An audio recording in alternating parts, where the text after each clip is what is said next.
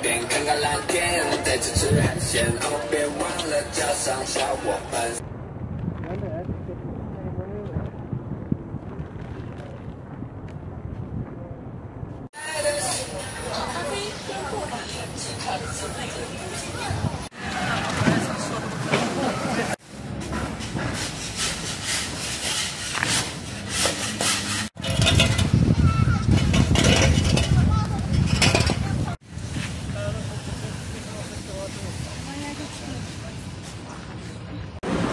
Alright, Yershimshiz, salam alaikum. Donc là, me voici rendu à Urumqi ou Urumqi. C'est une ville qui a deux noms, son nom ouïghour, puis son adaptation chinoise. Fait que c'est la capitale provinciale du Xinjiang ou du Turkestan oriental, je pense qu'ils appellent ça. Fait que c'est ça, c'est une région d'extrême ouest de la Chine / Asie centrale avec une population turcophone musulmane, puis aussi ben, plein d'autres minorités ethniques, dont des Kazakhs, puis toutes sortes de choses. Puis ben aussi beaucoup de Chinois Han, parce que c'est ça, c'est quand même une partie de la Chine. Puis là, ouais, il fait fret, il fait un bon moins 13 au thermomètre. Puis il y a une belle croûte de neige à terre. Puis à part de ça, ouais, le vol pour venir jusqu'ici, c'était 6 heures de temps.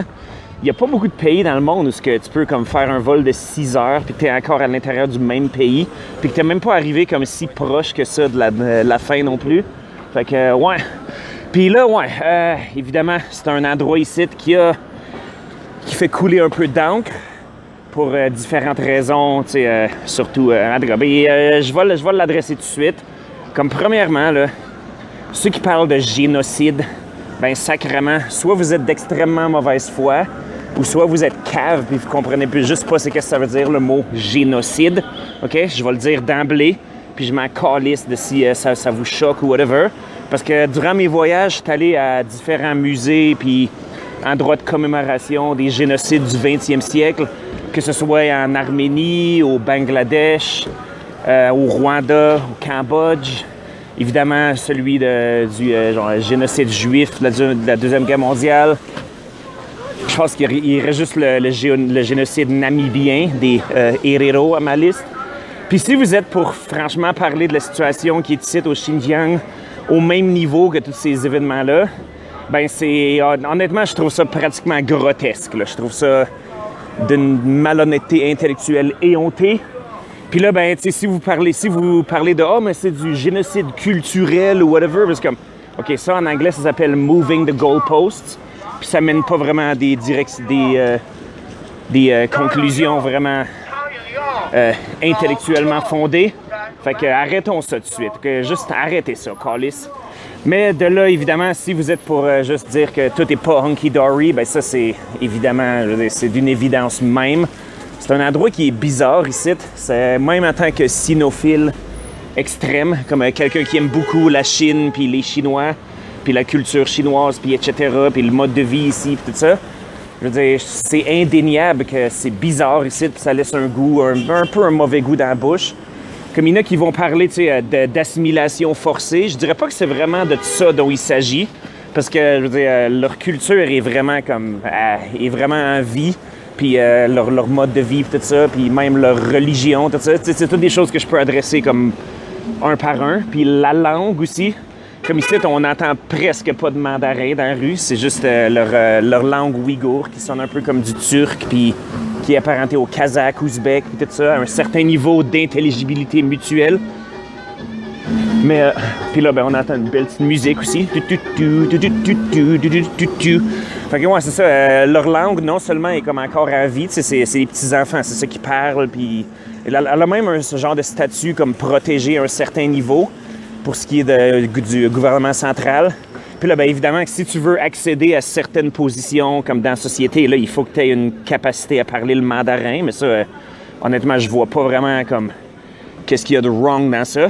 Mais c'est ça, comme quand assimilation culturelle, peut-être pas, mais territoire occupé, ça, c'est plus que certainement une façon de décrire les choses qui seraient pas mal précises, à mon avis. Parce que moi, il y a beaucoup de policiers partout, beaucoup de soldats. J'ai même vu comme des soldats qui avaient genre leur baïonnette au canon. Je suis comme, caliste, tu penses-tu vraiment comme baïonnetter quelqu'un aujourd'hui, toi, là? Puis, ouais, c'est une histoire compliquée, la relation entre le Turkestan oriental puis la Chine, comme au niveau des siècles ou même des millénaires, si tu lis genre, l'histoire chinoise. Comme il y a eu des échanges pacifiques ou même des alliances, mais il y a eu aussi beaucoup d'enmité. Puis là, ben, le pays a pris possession de ce territoire-là comme durant les 2 siècles derniers. Puis là, il l'a pas mal subjugué. Puis, ouais. Fait que je vous encourage quand même à aller vous informer quand même à ce sujet-là. Comme par exemple, vous pouvez lire au sujet des émeutes de 2009 puis 2010. Comme d'ailleurs, comme quand j'étais venu la première fois ici, c'était à l'été 2010. Puis il y avait beaucoup de présence policière parce que c'était juste après les grosses émeutes. Puis aussi, je crois que c'était pas en 2014 ou 2012, je suis pas exactement certain, mais il y a eu une attaque terroriste à la station de train de Kunming. Fait que la relation entre les Ouïghours puis le gouvernement central chinois, ça n'est pas une qui est extrêmement harmonieuse. Mais ceci étant dit, je veux dire, je connais personnellement, je veux dire pas que je l'ai entendu vaguement parler par des comptes Twitter de je sais pas trop quelle merde ou je sais pas trop quoi, mais je connais personnellement des Ouïghours qui sont médecins, qui sont soldats, qui sont avocats, qui sont polices ou qui sont allés à l'université gratis. C'est juste parce qu'ils sont des minorités ethniques. Comme en Chine, les minorités ethniques, comme ils ont des bourses pour aller à l'université juste gratuitement, juste à cause qu'ils sont des minorités ethniques. Puis je connais aussi, comme quand j'étais venu, je n'avais rencontré, il y avait c'est des Chinois qui vivent ici depuis tellement longtemps que comme tu sais, ils parlent la langue, même s'ils n'ont zéro puis une barre de besoin, juste pour fonctionner en société. Puis aussi des comme couples interraciales, puis ce genre de choses-là. Mais en tout cas, je n'ai crissement beaucoup à dire.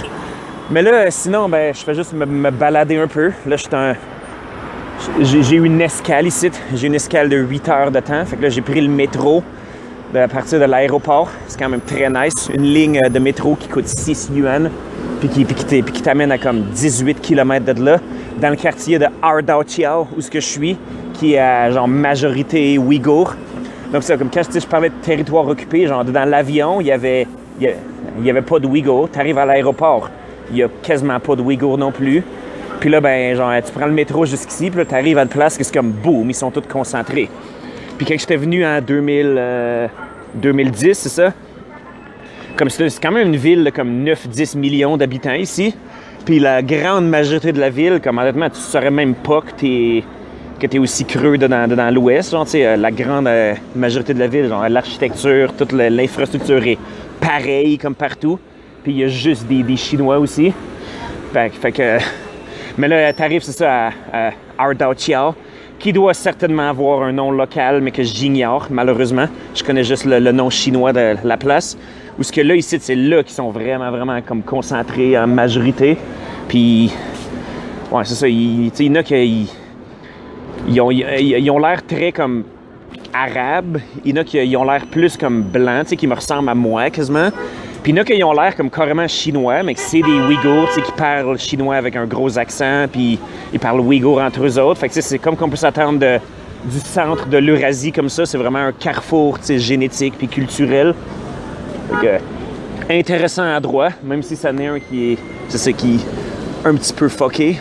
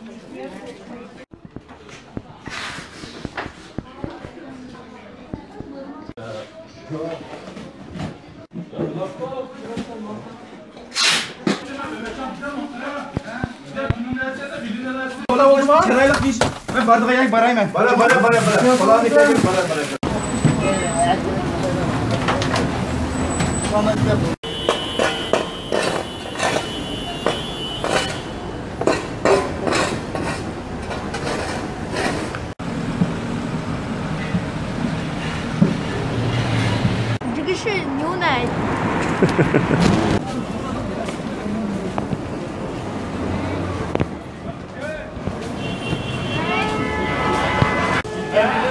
C'est quoi ça? Hey, on dirait quasiment que c'est des têtes de mouton calcinées. Ah ben, calice. C'est des têtes de mouton.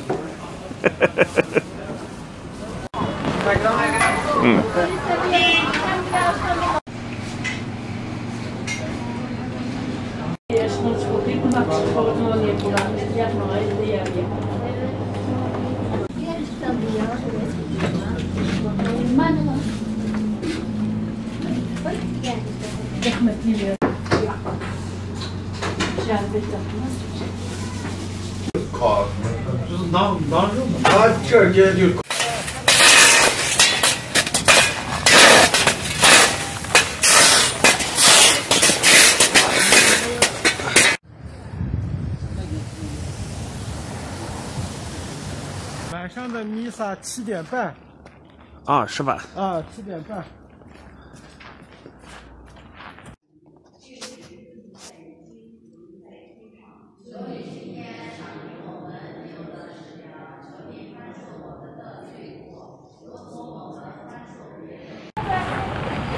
Ben, maudit, une église chrétienne ici, avec du monde en train de prier en chinois dedans. C'était vraiment pas sur ma carte de bingo, ça. Fait que, ouais, le monde, des fois, il se pose la question de comme, c'est comment la religion en Chine? Parce que même si la plupart, quasiment la quasi-totalité des Chinois sont plus ou moins athées, ils vont peut-être suivre un petit peu des comme vieilles religions comme le taoïsme ou le bouddhisme un peu, mais juste comme quand ils vont au temple en campagne une ou deux fois par année, genre. Mais sinon, les religions comme, tu sais, plus mainstream, comme l'islam puis le catholicisme, tout ça, ils ont quand même pignon sur rue, comme ils ont des églises, ils ont des lieux de culte, puis où est-ce que le monde y va. Puis là, c'est sûr que le monde il va dire « Ah ouais, mais c'est surveillé par le gouvernement, puis c'est genre de gna gna gna. » C'est comme « Ouais, ben, moi personnellement, j'ai rien vraiment contre.